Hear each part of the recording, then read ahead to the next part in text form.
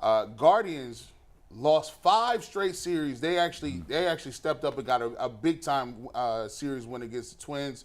The bat still ain't doing too much, but Quantrill, hey, we'll take it. We'll take that. Quantrill had almost a no-hitter going into, I believe it was the 7th inning. In the 7th, so I was at the game yesterday. It was the quietest no-hitter ever. I didn't even realize that there was a no-hitter going until the Twins got a hit, and I looked up. I was like, "Holy crap!"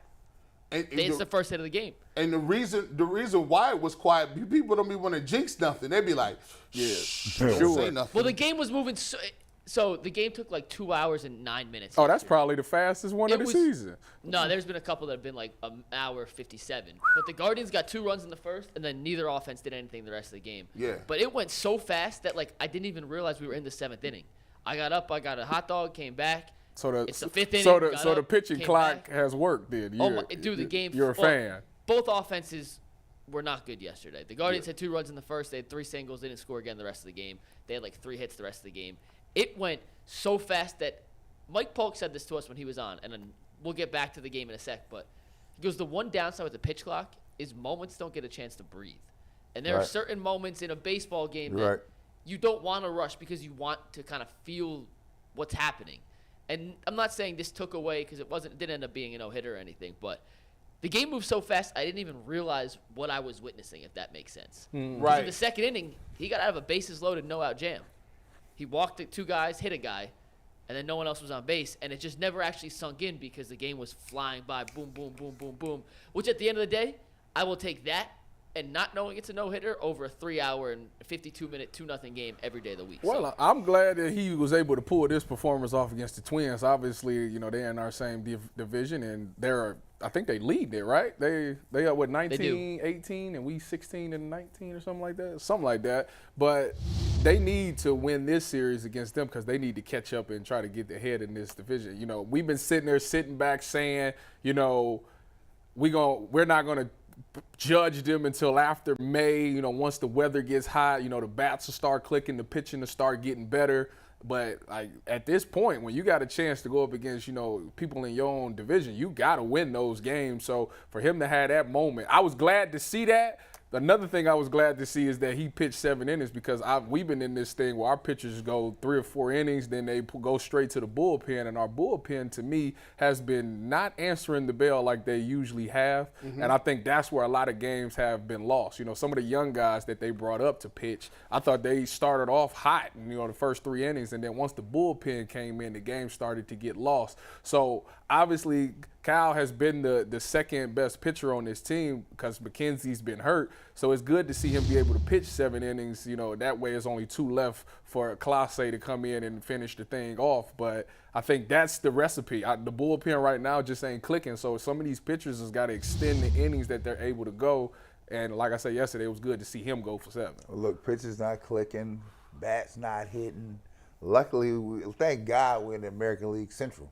Yeah. I mean, because we had been any other 2 divisions, we'd be run up out of here, right? We'd be so far behind the first place team, it'd be nonsensical, right? So, thank goodness for the American League Central. Yeah, look, they get. I like Hinches is back. He's throwing the ball a little bit better. I'm glad to see his big self throwing the ball. Pause. Throwing the ball. By the way, I look at this with the roster, right? And we talked about it earlier this season. And Bull was here. He said it. Jay said it.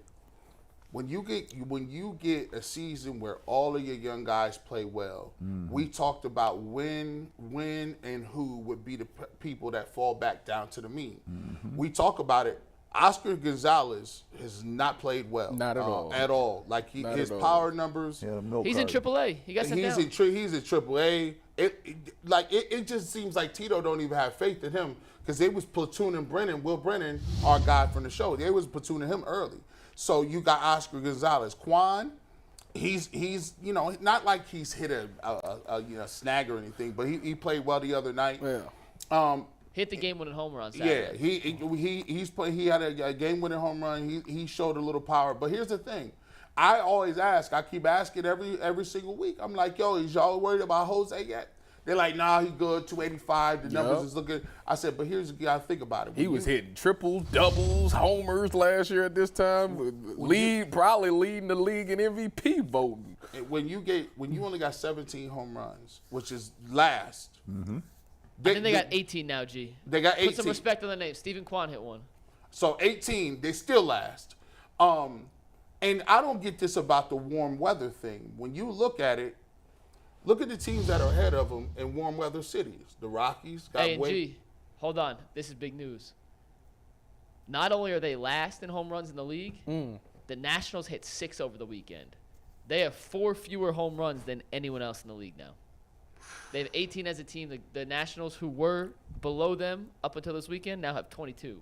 So I just hope catastrophic power shortage. Well, I just hope that they just hit a stride. Like the good news is Josh Bell is finally hitting. He started this season off like 0-1 of 17 or He's something about crazy. He's batting almost 230, 240 now. So it's nice to see 250. him put the bat on the ball. It just listen, like I say, Memorial Day is the thing for me. If Memorial Day come around and they ain't hitting like that, you look at it. I don't know if you can win this way long term. no. But like you said, thank goodness they're in the American League Central, because if they was in, the Rays are 28-7? They've lost 7 games or something. It's ridiculous. Yeah, it is ridiculous. And by the way, they Rays? have 71 home runs. Yeah, they're 28-7, and they have 71 home runs. 71 home to runs. our 18. That's ridiculous. like when you are playing. That's ridiculous. And trust me, like I'm not sitting up here claiming 71 to 18. that you're some baseball savant. I'm not looking up baseball stats every day, but even I know this. If you only have 18 home runs and someone has 71, that means they have an opportunity. They're getting 3 for your 1. Right. You know how many hits in a row you Right. got to get runs? Like the Guardians have to do 2-3 hits in a row. But the funny thing about baseball is, the ball bounces a certain few ways, and they needed a series, and they won this series because they could have been down 6. They could have been down 5-6 games in the division by losing this series. You got the win. Quantrill pitched well, and you look at it, McKenzie might be able to get back with it by the end of May. And all of a sudden, this thing looks a little better. I got a stat for you guys based on the home run hitting abilities of the Rays and the Guardians. And this stat is brought to us by Lorraine Community College. Your classes, your future. Register now for summer and fall classes. You can learn more at lorainccc.edu. The leader for the Guardians in home runs, there's 3 of them. Naylor, Ramirez, and Bell each have 3. How many players on the Rays do you think have more than 3? So not same number, but 4 or more. How many 8. Rays? 10. 8. 7. One of y'all is right, and it's Brad. 10 different Rays have at least 4 home runs. Absurd. We doing bad. It's worse than I thought. It's not. Well, here's the great thing about it. No, it ain't as worse as you thought. You still in second place. That's the funniest part about the whole thing. That's the blessing. The AL Central across the board is just not very good. You look at the standings It was across like that the league last right year. now, and Yep. you look at where the Twins, who were in first place in the AL Central, would be in some of the other divisions. They'd be in 5th place in the AL East and 3rd place in the AL West. So So, and my thing is, but what the Guardians have to watch is, before we always believed that the Guardians, if you watch the standings, they were either going to win the American League Central, or they would be in contention for a wild card. That ain't a thing. These American League East dudes is No, they got to win. like these guys are out. If how many games would they be behind in a wild card race if theoretically it started right now, McNuggets? They got to win this. I mean, because I say it think one time. if the Guardians, who would be a wild card team right now if you looked at it and like literally speaking for the playoffs? It may actually. Okay, nope. They have wild card. The Guardians are 4 games out of the 2nd wild card spot. And who the 2 wild card teams and what's their records? Baltimore and at Toronto. 22-12, Toronto 21-14, the Red Sox 21-15, the Angels 19-16, the You Yankees back, dude. 18-17, You well- you Seattle way back. 17-17, Houston 17-17, Only and then the chance they got is to Guardians win at the division. 16-8. I think they got to win the division. I mean, because right now they're under 500. Granted, they could get hot, but they're closer to the division than they are the wild card. Yeah, they're closer to the division than the wild card. So that's the thing that we should be watching the rest of the year. Yes, we know that, hey, we're in second place, but second place ain't traditional second place, given the fact that the American League East is playing the way they're playing. So, we'll see. We'll monitor that and see how it goes. But they are lucky. They are where they are. But if you do get McKenzie back, I love Bybee. Logan is pitching well. Yep. Quantrill continue to pitch. You might see Gavin Williams up here by the end of the season. Clicking a stick, man. Yeah, I might say them bats got to start clicking. Come on, because Jose. we thought we was getting it when we got Bell and what's the pitcher? I mean the catcher. We switched out. Zanino. Zanino. Oh, and then I got a question for you guys real quick, and then we'll move on to some Cap stuff here. The Guardians year after year, and you know me, I moved here last year. I don't know the history of Cleveland, but they've always had these elite pitchers come through the ranks. Guys they call up, no-name guys have turned into studs. Shane Bieber, another example of that. McKenzie, Quantrill, all these guys, hometown developed talent. Outside of Jose, who's the last, big time, and not I'm talking like power bat, that they've actually developed on their own? Lindor. I mean, Lindor hit 40 one year. Then Albert Bell. But then Well, if you go back to Bell, a we're Grady talking the 90s, size Brad. boy. We're going to the 90s. That's my point. They just how is it that one organization is so good at developing one side of the equation and has struggled so mightily on Well, the you other? can't because you've had different coaching regimes in here since that started, right? So, Travis Hafner. You can't say that, Hafner's a good right? one. Travis was a good Hafner is a guy. Even after that, you've had. Let me see. There's a few guys that they've had. Hafner has been a dude. My point is, if we have to think this hard about it, there's very few and far You're between. right. Which is If kind you of have like to Carlos Santana kind of comes to Carlos mind. Santana, he walked a lot. He was on base a lot. Mikey, they've never really put an emphasis on stick around here as long as I've been living, right? Yeah. I mean, we've had some people that put some balls out here, but this has not been a place like you would come to and think about slugging here. It's just not that type of place. That's what for a lot of people. And I'm gonna give you this. For a lot of people, when you look back into the 90s, for a lot of people, offense brings people to the park. People say sometimes, why do you think that the Guardians struggle sometimes with attendance? And that's because of the small ball.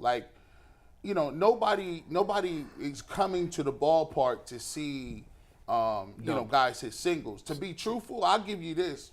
There's more people that watch baseball in the late 90s watching McGuire and Sosa and them put them things out there. Because Griffey and both Barry Bonds. Barry Bonds, when that was moving, people don't understand. What a time. They take a look at it from one perspective, but from an African American perspective, go back and watch those games and go back and see how many black people you saw in the stands. Go back and see how many people in barbershops was talking about the home run chase and the McGuires and the Sosas and the Bonds and you got the Frank Thomas. Those guys, that's what really brought you to the park. And if you was the Indians back then, the Indians had the Rolls Royce of lineups. When you say, I could go back and I say from the top of my lineup, I could say you got Roberto Alomar. Sandy Alomar could put it out. But you have Tomey, you had Bell, you had Ramirez, you had Kenny Lofton was electrifying. Like you had everything for Omar Vizquel was electrifying with the glove. Yep. So when that thing kind of fell apart a little bit, it kind of it changed the way people thought about the team, and it wouldn't have been as stark if they wouldn't have gone from that type of box office stuff. Showtime to we're gonna be analytical. We're 9 to 5. That's just what it was. We're 9 to 5 now. Analytical. My grandmother. You have to know why that occurs because see, you get Showtime out here. At some point, Showtime want to get paid. Yes. Right. Well, this is not that place, right? You're not gonna get it like that, right? And nobody got paid here. Right. Tomey didn't get paid here. Ramirez didn't get paid. Albert Bell didn't get paid. Kenny Lofton didn't get paid. Like they weren't paying people like that. Was Jose Ramirez the first person to get like that? I can think Jose, with a stick. Yes, Jose Ramirez is the first person that they've invested in long term. He had him over a barrel though. Yeah. Right there. And he gave him a discount. He did give him. He gave him 2 discounts. To be real, to truthful, like Massive discounts. because he wanted to be here, and so it was tough. Even with Lindor, right? Right, it worked out because Giménez is a great replacement. Yeah.